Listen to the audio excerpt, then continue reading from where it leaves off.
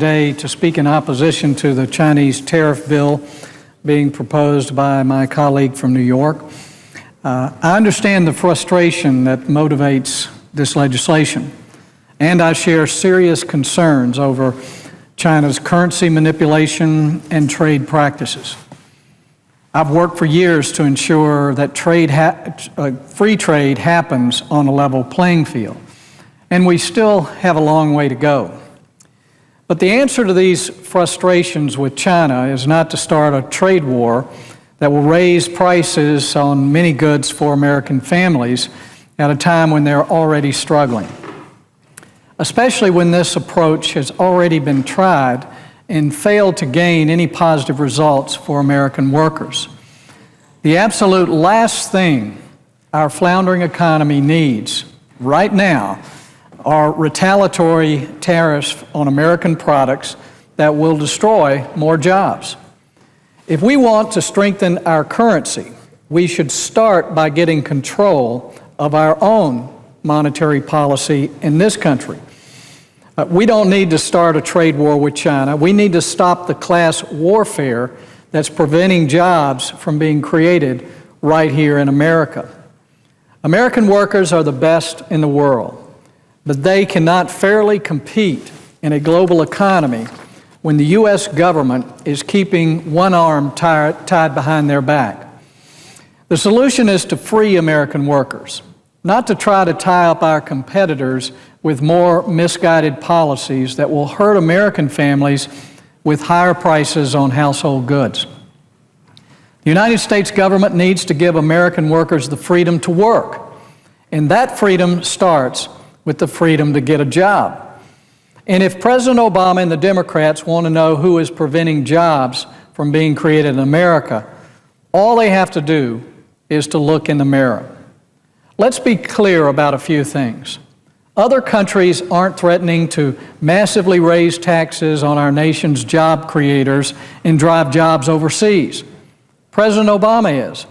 Other countries didn't jam through a health care takeover bill that's raising the cost of health care, making it harder for businesses to hire people, and adding trillions of dollars to our national debt.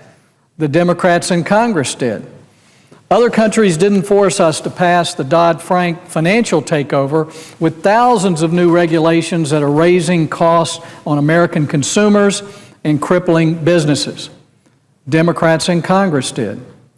Other countries aren't writing hundreds of new regulatory rules that are destroying jobs in our nation's energy sector and keeping us dependent on foreign oil.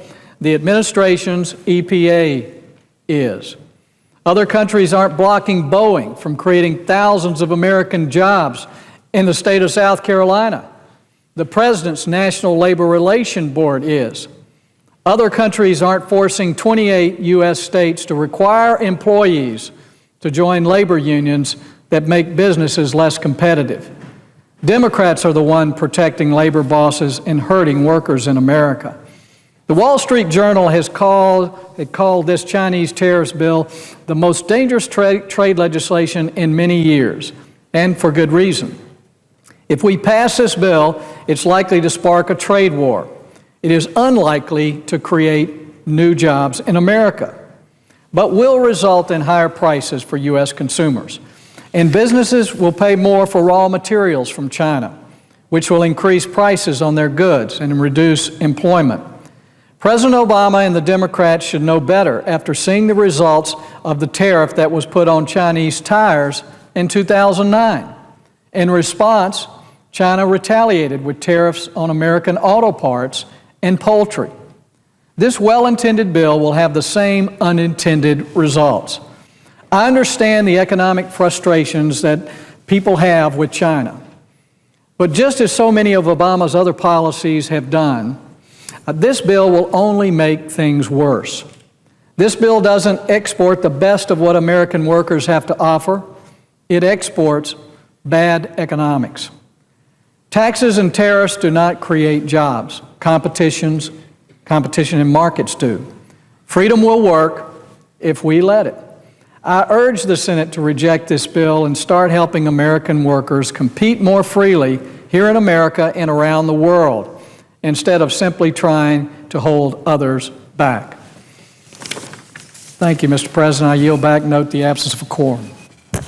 The clerk will call the roll. Mr. Akaka?